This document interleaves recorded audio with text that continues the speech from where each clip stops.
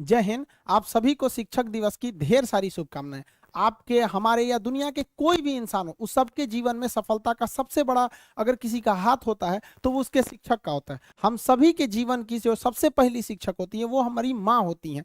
वो हमें ही सबसे पहले अक्षर ज्ञान वगैरह सिखाती है। सबके सफलताओं में शिक्षक का, अलग अलग शिक्षकों का हाथ होता है। वो नर्सरी से लेके हमें पूरे हायर एजुकेशन तक पढ़ाते हैं। आज के दिन हम अपने सभी शिक्षकों को हाथ जोड़कर नमन करते हैं, जिन्होंने हमको इतना पढ़ाया लिखाया, जो आज हमको काबिल बनाया। उन सभी शिक्षकों को हमको कहते हैं। बहुत सारे शिक्षक हमारे बीच हैं और हमारे बहुत सारे शिक्षक अब इस दुनिया में नहीं है। भगवान उन्हें स्वर्ग से भी ऊपर बैकुंठ धाम में स्थान दे, जिन्होंने बहुत ही लगन से, मेहनत से पढ़ाया था। वो दौर जब हम लोगों का था तो एक शिक्षक के प्रति बड़ा एक डर रहता था। जैसे स्कूल या कॉलेज के ग्राउंड में टीचर्स को देख लेते थे, डर जाते थे लोग। बट आज के वक्त में हम देख रहे हैं धीरे धीरे इस चीज का नैतिक पतन होते जा रहा है। भारत में शिक्षकों की या शिक्षा की बहुत पुरानी परंपरा, ये हमें विश्व गुरु कहा जाता है। अब आप कहेंगे सर ये विश्व गुरु का मतलब क्या होता है, ऐसे ही भारत को विश्व गुरु क्यों कहा जाता है? तो आप एक एग्जाम्पल से समझिए। हमारे तत्कालीन राष्ट्रपति उस समय के 94 में डॉक्टर शंकर दयाल शर्मा थे। 1994 में डॉक्टर शंकर दयाल शर्मा भारत से आधिकारिक दौरा पर ओमान गए। ओमान की राजधानी मस्कत पर जब हमारे राष्ट्रपति डॉक्टर शंकर दयाल शर्मा का हवाई जहाज लैंड किया तो ओमान के जो किंग थे, वहां के राजा, वो कभी किसी को रिसीव करने एयरपोर्ट पर नहीं जाते। ये प्रोटोकॉल मतलब नियम कानून होता है। किसी देश के राष्ट्रपति वगैरह नहीं जाते जब तक कोई बहुत खास मेहमान नहीं आ जाता। और लेकिन वहां पर किंग जो है वो प्रोटोकॉल तोड़ दिए। और अमूमन अगर कोई प्रोटोकॉल तोड़ के आता भी है तो वो रिसीव करने के लिए नीचे खड़ा रहता है और राष्ट्रपति खुद उतर के आते हैं। लेकिन ओमान के राजा के, यानी ओमान के किंग के साथ ऐसा नहीं हुआ। हमारे डॉक्टर शंकर दयाल शर्मा अभी हवाई जहाज में बैठे ही थे तो ओमान के किंग सीढ़ियों से चढ़कर खुद गए और डॉक्टर शंकर दयाल शर्मा को उनके सीट के पास से जाकर रिसीव करके उन्हें लेकर आए थे। जब ड्राइवर्स और बॉडीगार्ड ने उनको कहा गाड़ी में बैठे, तो वहां के किंग ने ड्राइवर को हटाकर खुद ड्राइव किए थे डॉक्टर शंकर दयाल शर्मा के गाड़ी को, हमारे राष्ट्रपति साहब के। और उन्हें इतना इज्जत दिया गया था जो इससे पहले ओमान में किसी विदेशी गणमान्य को ऐसी इज्जत नहीं मिली थी। जब मीडिया वालों ने उनसे पूछा कि आखिर शंकर दयाल शर्मा में ऐसा क्या खास है जो आपने इतने सारे प्रोटोकॉल्स तोड़ दिए, आज तक किसी राजा या किसी देश के प्रधानमंत्री राष्ट्रपति को इज्जत नहीं मिली, तो ओमान के किंग ने कहा कि जब मैं स्टूडेंट था और भारत में पढ़ाई कर रहा था तो उस समय पुणे में जब उनकी पढ़ाई चल रही थी ओमान के किंग के, तो डॉक्टर शंकर दयाल शर्मा वहां पे उनके शिक्षक थे, वो वहां पे प्रोफेसर थे। तो उनका कहना था मैंने किसी राष्ट्रपति या प्रधानमंत्री को वो इज्जत नहीं दिया, बल्कि मैंने अपने गुरु को यह सम्मान दिया, उन गुरु के लिए मैंने इतने सारे प्रोटोकॉल तोड़े। इसलिए भारत को विश्व गुरु कहा जाता था। प्राचीन काल से आज तक बहुत सारे लोग भारत में आते हैं, शिक्षा लेकर बड़े बड़े पोस्ट पर पहुंचे हैं। उसके बाद से अभी तक कई सारे राष्ट्रपति, प्रधानमंत्री अलग अलग देशों के ओमान में गए, लेकिन उन्हें जो प्रोटोकॉल के तहत ही एक सम्मान मिला, वो सम्मान आज तक किसी को ओमान के किंग द्वारा नहीं मिला जो हमारे शंकर दयाल शर्मा जी को मिला था। हमारे शिक्षक हमको एक टीचर के साथ साथ एक दोस्त, एक गार्जियन की भी भूमिका में रहे। हमारा लाइफ का सपना था कि हम फौज में जाए। हमने एग्जाम भी दिए थे, एनडीए वगैरह कई सारे डिफेंस के लिए, लेकिन मेरे साथ एक गड़बड़ी था कि मेरा हाथ टेढ़ा था, ये एंगल वगैरह बहुत ज्यादा मेरा हाथ टेढ़ा है, तो मेडिकली अनफिट होने की वजह से हमारा फाइनली सिलेक्शन नहीं हो सकता था। हम काफी फ्रस्ट्रेट हुए थे कि हम क्या कर सकते हैं। तो हमारे टीचर ने मजाक मजाक में कहा था कि तुम एक काम करो, तुम दूसरे को पढ़ाओ, तुम्हारा हाथ टेढ़ा है तो क्या हुआ, दूसरे का करियर सीधा कर दो।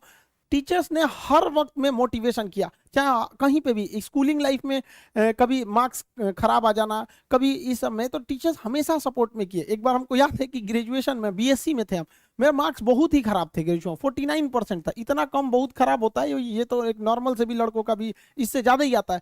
मार्क्स बहुत कम आए थे, हम टेंशन में हो गए थे वहां पे। तो उन्होंने कहा टेंशन क्या लेते हो, लाइफ में टॉप करो, स्कूल या एग्जाम में टॉप किए ना किए कोई फर्क नहीं पड़ता है यहाँ पर। इसलिए किसी भी लाइफ की एंट्री भले खराब हो लेकिन एग्जिट एकदम तगड़ा होना चाहिए। आपका बचपना भले गरीबी में बीता हो लेकिन आपके माँ बाप की बुढ़ापा कभी गरीबी में नहीं बीतनी चाहिए। और लाइफ में ठोकर लगना तो बहुत जरूरी है, क्योंकि ताश में जोकर और जिंदगी में ठोकर कभी भी माहौल बदल सकते हैं। और बुरा वक्त से कभी घबराना नहीं चाहिए, क्योंकि बुरा वक्त ही बताता है कि लोग क्या थे और हम क्या समझ रहे थे। लाइफ में सबके साथ चैलेंजेज आते हैं, सबके जीवन में कठिनाइयां आती हैं। कठिनाइयों का आना एक पार्ट ऑफ लाइफ है और उससे जीत कर निकल जाना एक आर्ट ऑफ लाइफ है। सबके जीवन में संघर्ष आते हैं, हम लोग के समय में भी आए थे। बहुत सारे लोग ठग के चले गए, हमको तो इतना ज्यादा ठगा गया कि हम पटना केवल इसीलिए रुके कि हमको घर जाने का पैसा नहीं छोड़ा था। इस तरह से हमको यहाँ पर नोच लिया था लोगों ने, लेकिन हम धैर्य रखे, अपने टीचर से बात की तो उन्होंने काफी मधुर भाषा में बोला कि देखो बेटा, जीवन में किसी को ठगना पाप है, ठगा जाना कभी पाप नहीं है। तो तुम्हें कोई ठग रहा है तो ये उसकी गलती है, जीवन में तुम किसी को मत ठगना। क्योंकि हम किसी भी इंसान के सीसीटीवी कैमरे से बच सकते हैं, लेकिन जो ऊपर वाले ने सीसीटीवी कैमरा लगाया है उससे कोई नहीं बच सकता। इस देश में कुछ ऐसे लोग हैं ना जिनको अपने बारे में मतलब नहीं है, लेकिन दूसरे के बारे में टांग वो ज्यादा लगाएंगे। उन लोगों से कहते हैं भाई दूसरे के ऊपर पीएचडी करने से बेहतर है खुद के ऊपर ग्रेजुएशन कर लो, ज्यादा अच्छा रहेगा। हमको एक बार 22 मई को रिपोर्ट ऑन खान सर पूरा ट्विटर पे ट्रेंड कर दिया, सर आप लोगों ने देखा होगा, अजीब सा माहौल बना दिया उन लोगों ने। कीजिएगा, वक्त जब बिगड़ता है तो गूंगे भी बुराई करने लगते हैं, जब लोग बराबरी नहीं कर पाते तो पैरों के नीचे खुदाई करने लगते हैं, लेकिन ऐसे लोग ज्यादा देर तक टिकते नहीं हैं, सारे लोग खत्म हो जाते हैं। वैसे भी जब इस कंट्रोवर्सी चल रही थी मेरे पे, तो सारे स्टूडेंट ने, सारे शिक्षक, अलग अलग फील्ड के, कुछ डॉक्टर्स, वकील, मतलब इवन जो लोग एजुकेशन से डायरेक्ट नहीं जुड़े हैं, इनडायरेक्टली जुड़े हैं, उन लोगों ने भी बहुत सपोर्ट किया। आप सभी लोग का आज के दिन बहुत बहुत धन्यवाद करते हैं, ताकि आप लोगों ने बहुत ज़्यादा सपोर्ट दिखाया। टीचिंग में क्या है कि भाई देखिए, बहुत हम सब की टीचर्स की अलग अलग कोचिंग्स हो सकती हैं, अलग अलग सब्जेक्ट हो सकते हैं, बट सबका ध्येय, सबका उद्देश्य एक ही रहता है कि ज़्यादा से ज़्यादा लोगों को शिक्षित किया जा सके, ताकि हर इंसान अपने फील्ड में आगे जा सके और व्यक्तिगत रूप से देश की भलाई में बहुत सारा काम कर सके। ऐसा नहीं कि किसी जगह पे सुधार की कोई गुंजाइश नहीं होती, हर जगह कुछ ना कुछ सुधार की गुंजाइश होती है। टीचिंग फील्ड में भी हमने एक चीज़ को देखा है कि मतलब टीचिंग में एक टीचर दूसरे टीचर, कुछ ऐसे नहीं, ऐसे 2-4% टीचिंग्स में देखे होंगे कि किसी दूसरे टीचर की बुराई करना, या वो ऐसा पढ़ा रहे हैं, ऐसा नहीं करना चाहिए किसी भी टीचर को, क्योंकि उसे इंडिविजुअल सोचना चाहिए कि इससे अगर वो किसी एक टीचर्स की बुराई कर रहा है तो इससे वो इंडिविजुअल नहीं रह जाता, फिर एक कैटेगरी। जब आप टीचर बोलते हैं तो एक समुदाय को वो दर्शाता है, तो ऐसा नहीं होना चाहिए। दूसरी टीचर्स में आज के वक्त में क्या है कि वही पुराना स्टाइल है कि भाई किताब खोलें और पढ़ाने लगे, तो ये गलत है तरीका। टीचर्स के अंदर खुद सोचना चाहिए कि अगर वो लोग, कोई भी टीचर हो दुनिया में, कोई भी, अगर खुद से किताब सामने रखेगा तो एक सामने पढ़ने वाले स्टूडेंट का मोरल गिर जाएगा कि भाई टीचर्स ने खुद ही खुद किताब खोल रखा। हम लोग जब पढ़ते थे तो एक चीज हम लोग के मन में एक चीज जरूर घूमता था, यार सर को इतना याद कैसे रहता है, क्योंकि हम लोग के टीचर ने कभी किताब नहीं खोला। वो अलग बात है कि आप कोई न्यूमेरिकल सॉल्व करा रहे हैं या कुछ भरवा रहे हैं तो वो एक मजबूरी है, बट जब समझाने का वक्त हो, एक फ्लो का वक्त हो, तो उसमें नहीं रखना चाहिए। ये सही नहीं है, क्योंकि इससे स्टूडेंट्स का क्या होता है, मोरल डाउन होता है। और स्टूडेंट्स लोग को भी कहते हैं कि भाई आपको क्या है कि एक टीचर का लेवल ऊपर होता है, स्टूडेंट का नीचे। अगर टीचर इस लेवल पे पढ़ाने लगे तो स्टूडेंट को समझ में नहीं आएगा, और स्टूडेंट एकदम नीचे रहेगा तो उसे भी समझ में नहीं आएगा। तो टीचर्स को क्या है कि अपनी भाषा वगैरह सरल करके थोड़ा स्टैंडर्ड नीचे लाना है लेवल को, और स्टूडेंट्स को घर पे थोड़ा एक्स्ट्रा मेहनत करके बराबर आना है, तब दोनों में अच्छे से समझ में आएगा। बट यहाँ स्टूडेंट्स को लगता है कि डर नाम का चीज नहीं है। गार्जियन को भी कहते हैं कि भाई आप अपने बच्चों को जी जान से मोहब्बत कीजिए, बट उस पर उस तरह से नजर रखिए जैसे दुश्मनों पर नजर रखते हैं, वरना वो बिगड़ेगा। समय दोबारा समय नहीं देता है किसी के पास में। लड़का को फ्रस्ट्रेट होता है तो एक बार अपना टाइम टेबल बनाएगा, सुधारेगा, भाई इतना ऐसा टाइम टेबल बनाओ जो दिल में रहता हो। और बहुत से लड़कों को देखते हैं कि सुबह 4 बजे उठते हैं, हमने अपनी लाइफ में कभी 4 बजे नहीं उठेंगे तो पूरा दिन डिस्टर्ब रहेगा। आप जिस समय कंफर्टेबल है उस समय उठिए, लेकिन हाँ एक बात जरूर याद रखिएगा, जितना जल्दी उठेंगे उतना ज्यादा आपके पास वर्क टाइम ज्यादा रहेगा। अब देर से सो के उठेंगे तो आप एक अच्छा सा वर्किंग टाइम को गंवा चुके रहेंगे। तो एटलीस्ट कोशिश कीजिए कि भाई बहुत से बहुत तो 6-7 के बीच में उठ ही जाइए, और पहले उठते हैं तो ये अच्छी बात है, लेकिन ऐसा नहीं है कि जो पहले नहीं उठते हैं उनके लिए बहुत गलत बात।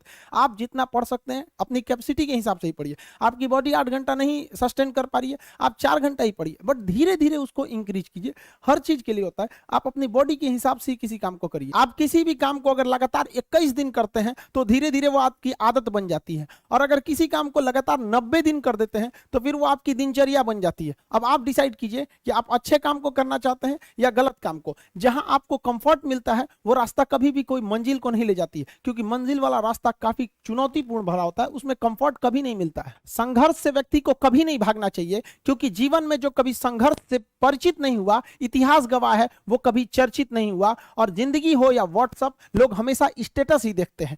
जीवन में संघर्ष का आना बहुत जरूरी है, क्योंकि फूलों की हिफाजत कांटे ही करते हैं, माली तो बहुत बाद में आता है। और रिकॉर्ड वो तोड़ते हैं जिनके रगों में खून नहीं बल्कि लक्ष्य पाने के लिए जुनून दौड़ता हो। याद रखिएगा, जिस समय आपका किस्मत साथ न दे, समझ जाइएगा कि आपकी मेहनत आपका साथ देगी। किस्मत एक लिफ्ट की तरह होती है, कभी भी धोखा दे सकती है, लेकिन जो मेहनत होती है वो सीढ़ियों की तरह होती है। चढ़ने में तो थकान देगी, लेकिन कभी आपका साथ नहीं छोड़ेगी, आपको अपने मंजिल तक पहुंचाएगी। और बुलंदी पे चढ़ने के बाद आपको घमंड नहीं बल्कि एक सुकून मिलेगा कि मेहनत जरूर किए लेकिन अपनी मंजिल तक जरूर पहुंचे। स्टूडेंट लाइफ की सबसे बड़ी खराबी किसी चीज को कल पे टाल देना। आज टीचर्स ने पढ़ाया, कल रिवाइज करेंगे, आज लिखे कल इसको सॉल्व करेंगे।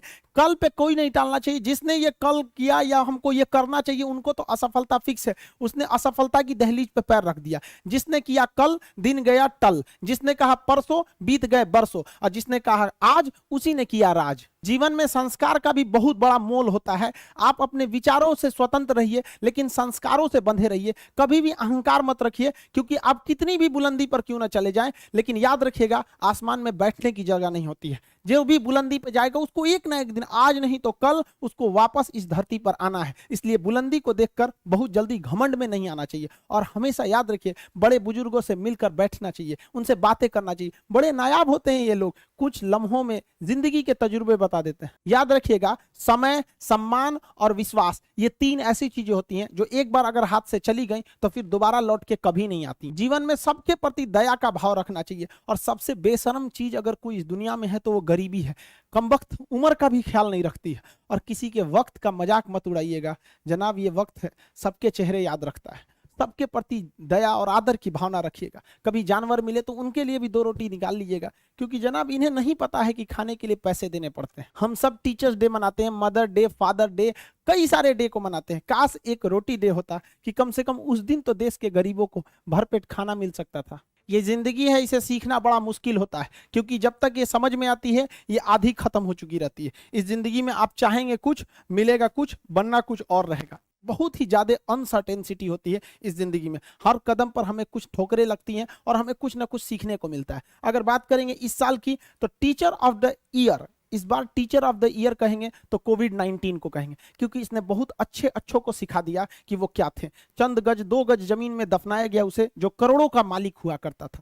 सबको समझ में आ गया कि पैसा धरा का धरा रह जाता है, इंसान कठपुतली है। इसलिए मिल बांट कर रहिए, जितनी जिंदगी है एक दूसरे से संपर्क में रहिए, एक दूसरे के दुख में सुख में भाग लीजिए। किसी के सुख में जाइए या ना जाइए, लेकिन दुख में जरूर साथ दीजिए, क्योंकि अपने वो नहीं होते हैं जो तस्वीर में साथ हों, अपने वो होते हैं जो तकलीफ में साथ देते हैं। इस बार इस कोरोना ने बहुत सारे लोगों को, अपनों को खोया। शायद ही कोई ऐसा गांव होगा जहां अपनों ने नहीं, अपने किसी अपनों को नहीं गंवाया हो। तो उन सब की आत्मा को भगवान शांति दे, उनके परिवार के लोगों को यह हिम्मत दे कि वो इस दुख की घड़ी को निपट सके, इससे जल्दी से बाहर आ सके। और जितने लोग हैं जो अभी कोरोना भी पूरी तरह से खत्म नहीं हुआ है, वैक्सीनेशन को बहुत तेजी से करें, ताकि ये जनजीवन पूरी तरह से अपनी पटरी पर आ पाए। देखिए बहुत सारे लोगों का कहना है कि कोरोना ने उनका बिजनेस बर्बाद कर दिया, उनका आय का साधन बर्बाद कर दिया, परिवार उजाड़ दिया। हम इस बात को मानते हैं, लेकिन याद रखिएगा जिसके पास खाने के लिए कुछ नहीं होता है उसे हराना असंभव होता है। अब याद रखिए, अब आपको जिनको ने बहुत ज्यादा संघर्ष देखा उन्हें हराना मुश्किल होता है, क्योंकि झूला अगर बहुत पीछे जाता है तो याद रखिएगा वो बहुत आगे का भी सफर करता है। इसलिए जिंदगी से संघर्ष से सीखना रहना चाहिए, भागना नहीं चाहिए। आप सब देश के किसी भी कोने में रहे, हमेशा एक दूसरे का साथ दे, अपने गुरु का हाथ पकड़ के चले, जीवन में किसी के पैर पकड़ने की जरूरत नहीं पड़ेगी। देश के सारे स्टूडेंट्स को मेरे दिल से ढेर सारी शुभकामनाएं, उन्हें जल्दी से जल्दी भगवान सफल करें, और अपने माँ बाप का सपना लेकर, वो जिस सपने को लेकर वो आगे बढ़े, जल्दी से जल्दी वो सपना पूरा करें, ताकि माँ बाप का भी सीना गर्व से चौड़ा हो सके। हम लोग अब रेगुलर क्लास करते रहेंगे, मंडे से हर एक क्लास अपने टाइम पर लाइव चलते रहेगा। मिलेंगे नेक्स्ट क्लास में। जय हिंद।